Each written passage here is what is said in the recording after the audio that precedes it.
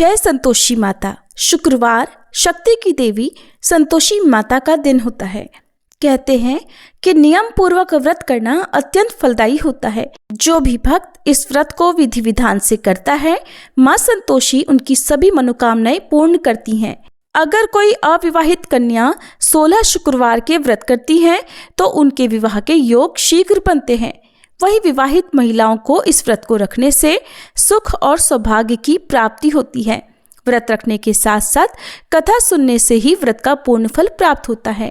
तो आइए भक्तजनों, हम सभी श्रद्धा पूर्वक सुनते हैं शुक्रवार व्रत की संपूर्ण कथा और संतोषी माता की आरती।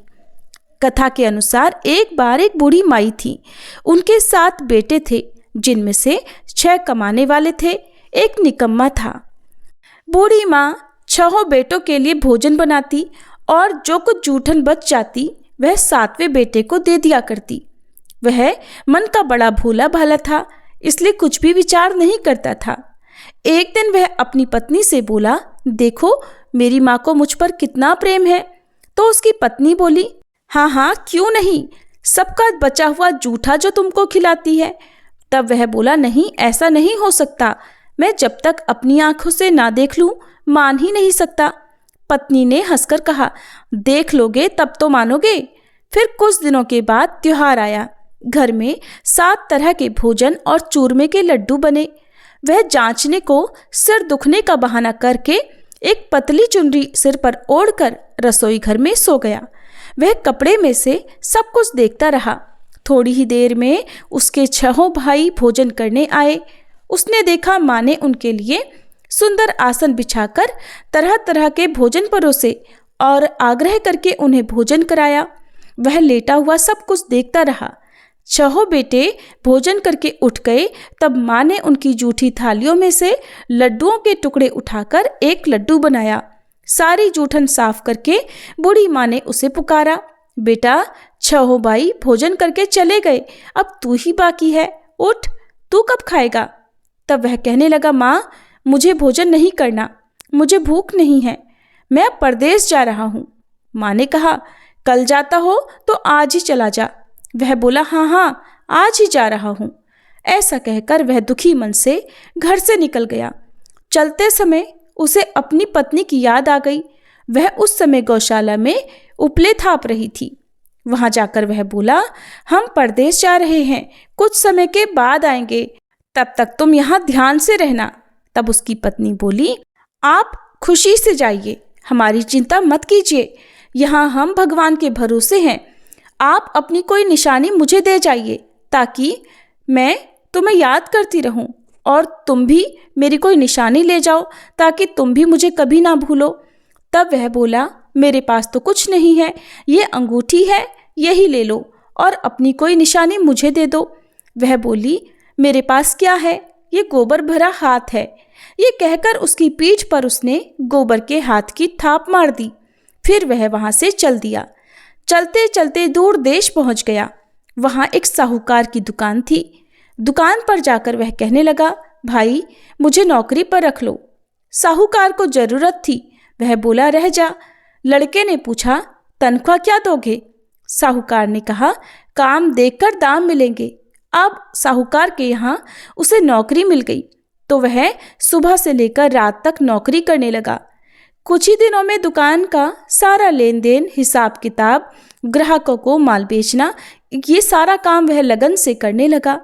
साहूकार के यहाँ 7-8 नौकर थे। वे सब चक्कर खाने लगे। ये तो बहुत होशियार बन गया। सेठ ने भी उसका काम देखा तो 3 महीने में ही उसे आधे व्यवसाय का हिस्सेदार बना लिया। वह कुछ ही वर्षों में वहाँ का नामी सेठ बन गया। और फिर एक दिन मालिक सारा कारोबार उस पर छोड़कर यात्रा पर चला गया। अब पीछे उसकी पत्नी पर क्या बीती ये भी सुनिए। सास ससुर उसे दुख देने लगे। सारी गृहस्थी का काम कराकर उसे लकड़ी लेने जंगल में भेज देते। इस बीच घर के आटे से जो भूसी निकलती उसकी रोटी बनाकर रख दी जाती और फूटे नारियल की नारेली में पानी भर दिया जाता और उसे दे दिया जाता। इसी तरह दिन बीत रहे थे। एक दिन वह लकड़ी लेने जा रही थी। रास्ते में बहुत सारी स्त्रियां संतोषी माता का व्रत करती दिखाई दी। वह वहां खड़ी होकर कथा सुनने लगी और पूछने लगी, बहनों, तुम ये किस देवता का व्रत कर रही हो और इसको करने से क्या फल मिलता है? इस व्रत को करने की क्या विधि है? यदि तुम अपने इस व्रत का विधान मुझे समझाकर कहोगी तो मैं तुम्हारा बड़ा एहसान मानूंगी। तब उनमें से एक स्त्री बोली, सुनो, ये संतोषी माता का व्रत है।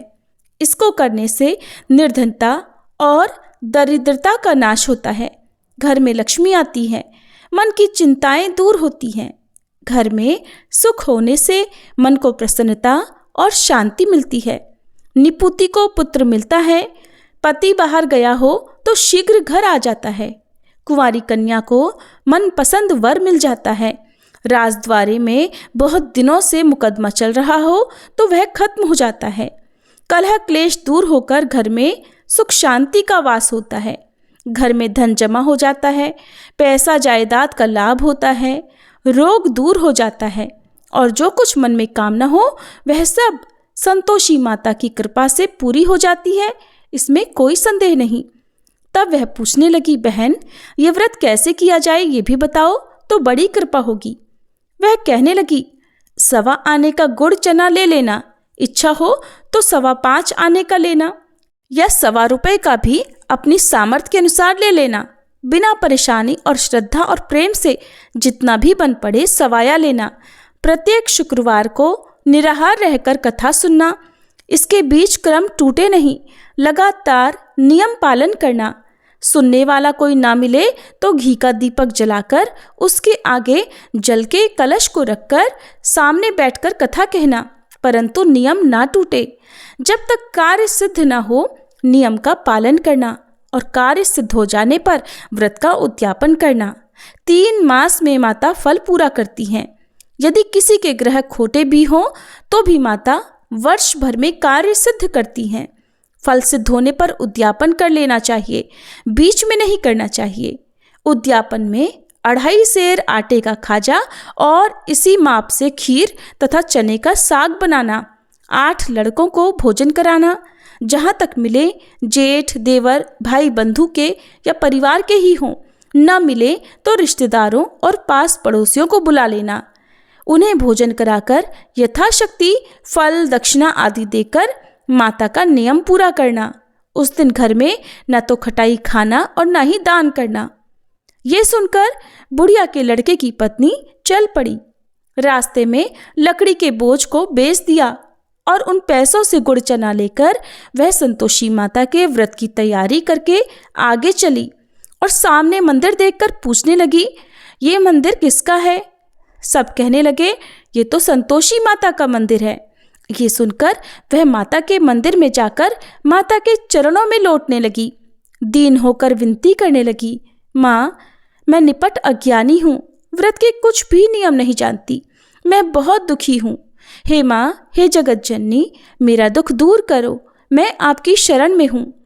उसकी इस विनती को सुनकर संतोषी माता को उस पर दया आ गई। एक शुक्रवार बीता कि दूसरे को उसके पति का पत्र आया और तीसरे शुक्रवार को उसका भेजा हुआ पैसा आ पहुंचा। ये देखकर जेठ जेठानी मुंह सिकोड़ने लगे, इतने दिनों में इतना पैसा आया, इसमें क्या बढ़ाई? लड़के ताने देने लगे, अब तो काकी के पास पत्र आने लगे, रुपया आने लगा, अब तो काकी की खातिर बढ़ेगी, अब तो काकी बोलने से भी नहीं बोलेगी। बेचारी सीधी साधी थी, कहती, भैया कागज आवे रुपया आवे, हम सभी के लिए तो अच्छा है। ऐसा कहकर आंखों में आंसू भरकर संतोषी माता के मंदिर में आकर मातेश्वरी के चरणों में गिरकर वह रोने लगी। माँ, मैंने आपसे पैसा कब मांगा है? मुझे पैसे से क्या काम है? मुझे तो बस अपने पति से काम है। मैं तो अपने पति के दर्शन मांगती हूँ। तब माता ने प्रसन्न होकर कहा, जा बेटी, तेरा पति भी जल्दी आएगा। यह सुनकर वह खुशी से बावली होकर घर में जाकर काम करने लगी। अब संतोषी माता विचार करने लगी, इस भोली पुत्री को मैंने कह तो दिया कि तेरा पति आएगा, पर आएगा कैसे? वो तो इसे स्वप्न में भी याद नहीं करता। अब उसे याद दिलाने को मुझे ही जाना पड़ेगा। इस तरह माताजी उस बूढ़ी माई के बेटे के पास जाकर उसके स्वप्न में प्रकट होकर कहने लगी, साहूकार के बेटे, सो रहा है या जाग रहा है? तो वह कहने लगा, माँ सोता भी नहीं जागता भी नहीं, कहो क्या आज्ञा है? संतोषी माता कहने लगी, तेरे घर बार कुछ है कि नहीं? वह बोला, मेरे पास सब कुछ है, माँ बाप हैं, पत्नी है, क्या कमी है? तब माता बोली, भोले पुत्र, तेरी पत्नी घोर कष्ट उठा रही है, तेरे माँ बाप उसे त्रास दे रहे हैं और वह तेरे लिए तरस रही है, जाकर उसकी सुधि ले। तब वह बोला, हाँ माता जी, ये तो मालूम है, परंतु जाऊं तो जाऊं कैसे? परदेश की बात है, लेन देन का कोई हिसाब नहीं, कोई जाने का रास्ता नहीं आता, कैसे चला जाऊं? माँ कहने लगी, मेरी बात मान, सवेरे नहा धोकर संतोषी माता का नाम ले, घी का दीपक जलाकर दंडवत कर दुकान पर बैठ जा। देखते देखते तेरा सारा लेन देन चुक जाएगा, जमा का माल बिक जाएगा, सांझ होते होते धन का भारी ढेर लग जाएगा। अब सवेरे जल्दी उठकर वह भाई बंधुओं से अपने सपने की बात बताने लगा। सब ने उसकी बात को अनसुना कर उसकी खिल्ली उड़ाने लगे, कभी सपने भी सच होते हैं भला? तब एक व्यक्ति बोला, देख भाई, मेरी बात मान, इस प्रकार झूठ साज करने के बदले देवी ने जैसा कहा है वैसा ही करने में तेरा क्या जाता है? अब उन बूढ़े व्यक्ति की बात मानकर वह नहा धोकर संतोषी माता को दंडवत घी का दीपक जलाकर दुकान पर जा बैठा। थोड़ी ही देर में उसने क्या देखा कि देने वाले रुपया लाने लगे, लेने वाले हिसाब लेने लगे। कोठे में भरे सामान के खरीदार नकद दाम दे देकर सौदा करने लगे। शाम तक धन का भारी ढेर लग गया।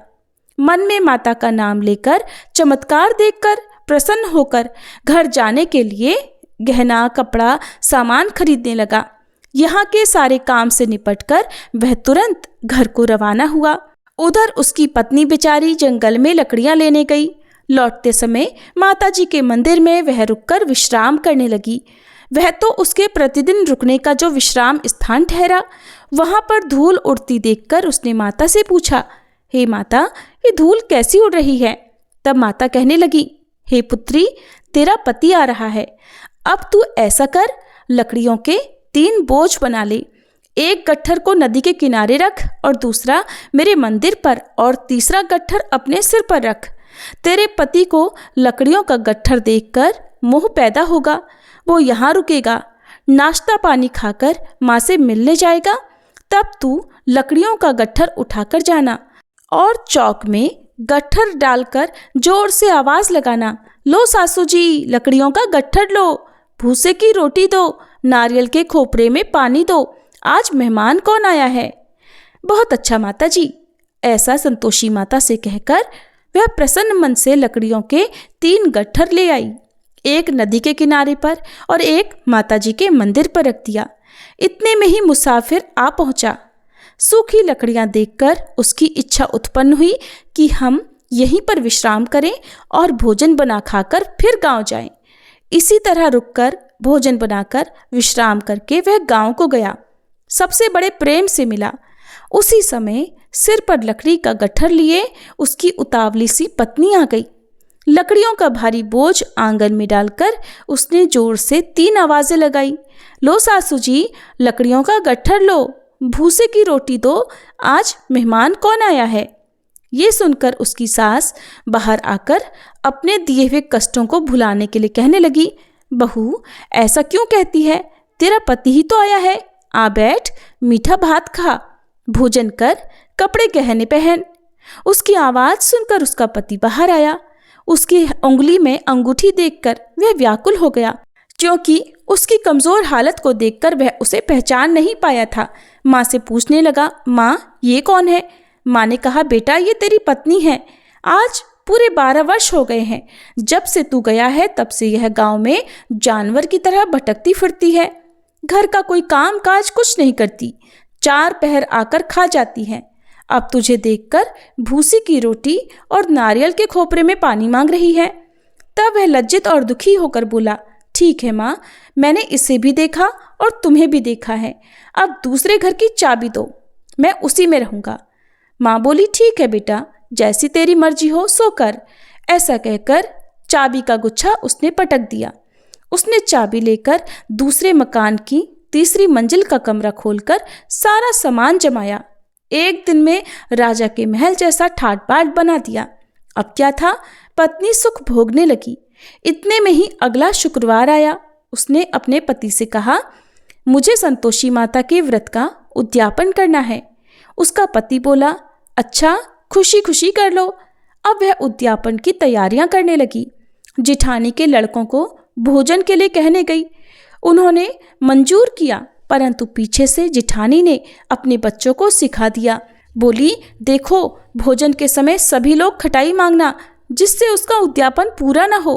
लड़के जिमने आए, खीर भोजन सब कुछ पेट भरकर खाया, परंतु बाद में खाते ही कहने लगे, काकी काकी हमें खटाई दो, खीर खाना हमको नहीं भाता। देखकर मन अजीब सा हो रहा है। वह कहने लगी, भाई, खटाई किसी को नहीं दी जाएगी, ये तो संतोषी माता का प्रसाद है। लड़के गुस्से से उठ खड़े हुए, बोले, लाओ फिर पैसा दो। भोली बहू कुछ भी नहीं जानती थी, उसने उन्हें पैसे दे दिए। लड़के उसी समय हट करके इमली खटाई लेकर खाने लगे। ये देखकर संतोषी माता ने बहू पर खूब कोप किया। संतोषी माता के कोप के कारण राजा के दूत आए और उसके पति को पकड़कर ले गए। जेठ जिठानी मनमाने वचन कहने लगे, लूट लूट कर धन इकट्ठा करके लाया है, अब सब मालूम पड़ जाएगा जब जेल की मार खाएगा। पत्नी से यह वचन सहन नहीं हुए। रोती हुई वह फिर से माता जी के मंदिर गई। हाथ जोड़कर कहने लगी, हे संतोषी माता, ये आपने क्या किया? हंसाकर अब अपने भक्तों को रुलाने लगी। माता बोली, बेटी, तूने उद्यापन करके मेरा व्रत भंग किया है, इतनी जल्दी सारी बातें भुला दी। वह कहने लगी, माता, भूलती तो नहीं कुछ अपराध किया है। मैंने तो भूल से लड़कों को पैसे दे दिए थे, उन्होंने ले जाकर खटाई खा ली। मुझे क्षमा करो माँ, मैं फिर आपका उद्यापन करूंगी। माँ बोली, लेकिन अब भूल मत करना। वह बोली, अब भूल नहीं होगी माँ, ये बताइए वे कैसे आएंगे? माँ बोली, जा पुत्री, तेरा पति तुझे रास्ते में आता मिलेगा। वह निकल गई। रास्ते में उसका पति उसे आता हुआ मिला। पूछने लगी, तुम कहाँ चले गए थे? तब पति बोला, इतना धन जो कमाया है उसका कर राजा ने मांगा था, वही देने गया था। तब वह प्रसन्न होकर बोली, भला हुआ, अब घर को चलो। वे दोनों घर गए। कुछ दिनों के बाद फिर शुक्रवार आया। तब वह बोली, मुझे फिर से माता का उद्यापन करना है। पति ने कहा, करो। बहू फिर से जेठ के लड़कों को भोजन के लिए कहने गई। जिठानी ने एक दो बातें सुनाई और सभी लड़कों को सिखाने लगी कि तुम सब लोग पहले की ही तरह खटाई मांगना। अब लड़के भोजन से पहले ही कहने लगे, हमें खीर नहीं खानी, हमारा जी बिगड़ता है, कुछ खटाई खाने को दो। वह बोली, खटाई किसी को नहीं मिलेगी, आना हो तो आओ। वे नहीं आए तो ब्राह्मण के लड़कों को बुलाकर वह उन्हें भोजन कराने लगी। यथाशक्ति दक्षिणा की जगह एक एक फल उन्हें दे दिया, जिससे संतोषी माता प्रसन्न हुई। माता की कृपा होते ही 9वें मास में उसके चंद्रमा के समान सुंदर पुत्र प्राप्त हुआ। पुत्र को पाकर वह प्रतिदिन माता जी के मंदिर को जाने लगी। माँ ने सोचा, ये तो रोज आती है, आज क्यों न इसके घर मैं चलूं, जाकर इसका आसरा तो देखूं। यह विचार कर माता ने भयानक रूप बनाया।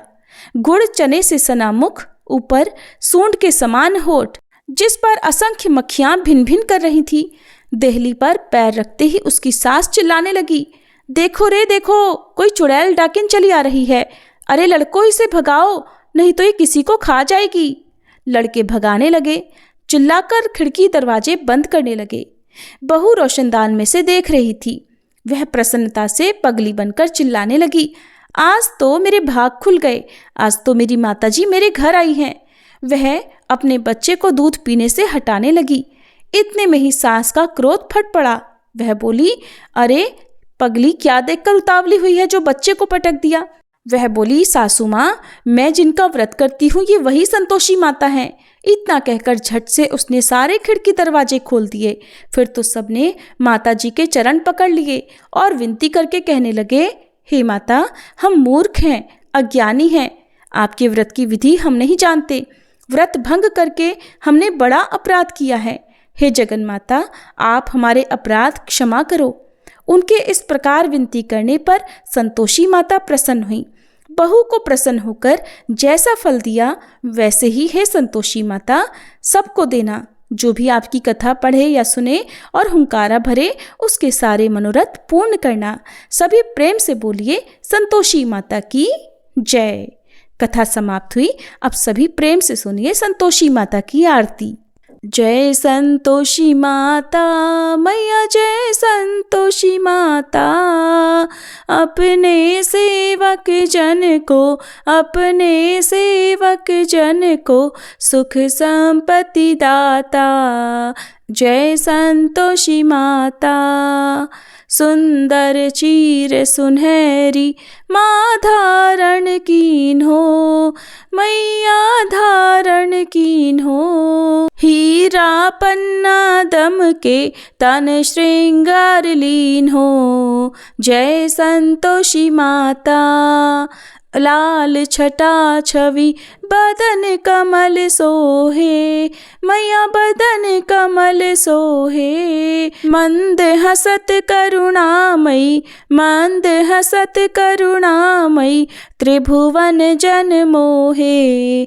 जय संतोषी माता स्वर्ण सिंहासन बैठी चंवर ढुरे प्यारे, मैया चंवर ढुरे प्यारे। धूप दीप मधुमेवा धूप दीप मधुमेवा भोग धरे न्यारे। जय संतोषी माता गुड़ अरुचना परम प्रिय तामे संतोष कियो, मैया तामे संतोष कियो। संतोषी कहलाई संतोषी कहलाई भक्तन वैभव दियो। जय संतोषी माता जय शुक्रवार प्रिय मानत आज दिवस सोही, मैया आज दिवस सोही। भक्त मंडली छाई कथा सुनत मोही।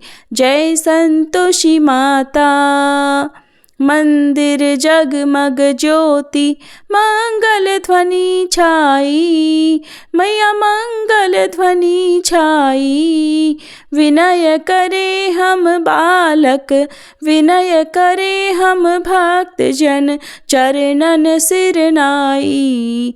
जय संतोषी माता भक्ति भावमय पूजा अंगीकृत कीजे, मैया अंगीकृत कीजे।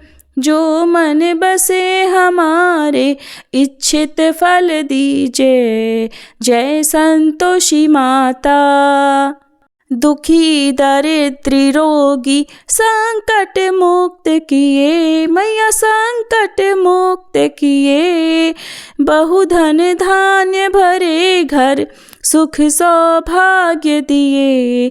जय संतोषी माता ध्यान धर्यो जिस जन ने मन वांछित फल पायो, मैया मन इच्छित फल पायो। पूजा कथा श्रवण कर घर आनंद आयो। जय संतोषी माता शरण गहे की लज्जा रखियो जगदम्बे, मैया रखियो जगदम्बे। संकट तू ही निवारे दयामयी अम्बे। जय संतोषी माता संतोषी माता की आरती जो कोई नर गावे, मैया जो कोई नर गावे। रिद्धि सिद्धि सुख संपत्ति रिद्धि सिद्धि सुख संपत्ति जी भर कर पावे। जय संतोषी माता जय संतोषी माता मैया जय संतोषी माता। अपने सेवक जन को सुख संपत्ति दाता। जय संतोषी माता।